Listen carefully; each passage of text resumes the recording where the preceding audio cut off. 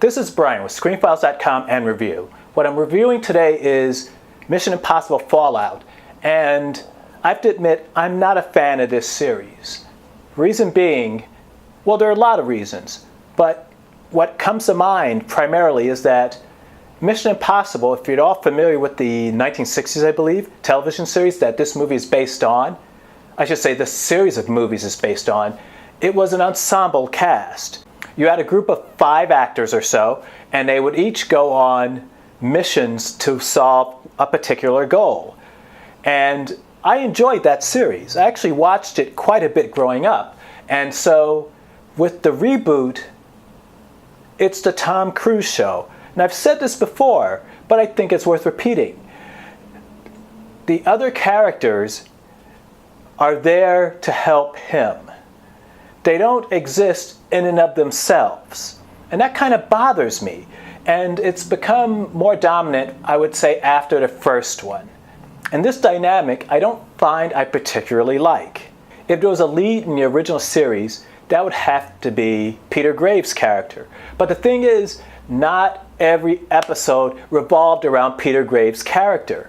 There were other members of the IMF, Impossible Missions Force, that had different things to do, and sometimes they were the focus of an episode as well. It wasn't the Peter Graves show, in other words. Mission Impossible, the movies, is the Tom Cruise show. Tom Cruise's character is named Ethan Hunt, and as I said, everything revolves around him. Everything happens to him. Everyone works to help him. No characters exist in the movie without a relationship to him. And that's really tiring. So I don't enjoy that aspect of the movies. Another aspect of the movies revolves around his religion. I'm sorry, the cult he's a part of, because Scientology is not strictly speaking a religion. And this bugs me because there seems to be this egocentrism about Tom Cruise. Now, keep in mind, from what I've heard, he seems to be a genuinely decent person. I don't know him. He may be the most awesome guy on earth. And from the perspective of the Mission Impossible movies, they all revolve around him. And this is really creepy. I mentioned the cult he's a part of. It works, at least from the outside looking in, seems to work in a similar fashion in which it essentially all revolves around him. And it's echoed in the movies. And I find that really unappealing. And there was much brouhaha made about him doing the stunts in Mission Impossible Fallout. And the thing is, he did do some of the stunts. But you have to look at this a little more carefully. Part of what bothers me is the cult of personality that he seems to promote as far as his movies go. And if you look at Mission Impossible Fallout, you see many examples of this. In the making of the movie, it was promoted that he did a lot of his stunts. And in fact, he hurt himself on one of them, and you can see that in the movie, where he's in London and he makes a running start and leaps from one building to another. Now, that's a pretty dangerous stunt. But keep in mind something here. Actors are insured. And he's probably insured for millions of dollars, frankly. He is not going to do anything that would genuinely endanger his life. At all. Why is that likely the case? Because it would make that movie so prohibitively expensive that they probably would not make it at all. Think about it for a second. Robert Downey Jr., for the first Iron Man, was such a risk in terms of his behavior, not in terms of dangerous behavior, in terms of his abusive behavior towards himself, the drinking, the drugging, and so on, that insurance companies didn't even want to insure him. But Marvel Studios took a risk, and they went with him to much acclaim. Tom Cruise is not Robert Downey Jr., obviously. He lacks the charisma, among other things. But if he were doing something so dangerous, do you honestly think they being the producers, they being the studio, they being the insurance company, would let him do it? The answer to that question is no.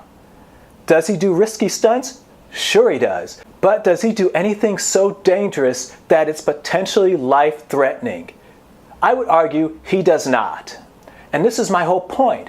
It's feeding the cult of personality around this man. It's making him seem so much larger than life. And it's a little disturbing, frankly, because it's manipulative and not in a typical fashion, as in you have a star and the world revolves around him, so they think, and the movie kind of feeds into that. The situation with Tom Cruise isn't quite the same.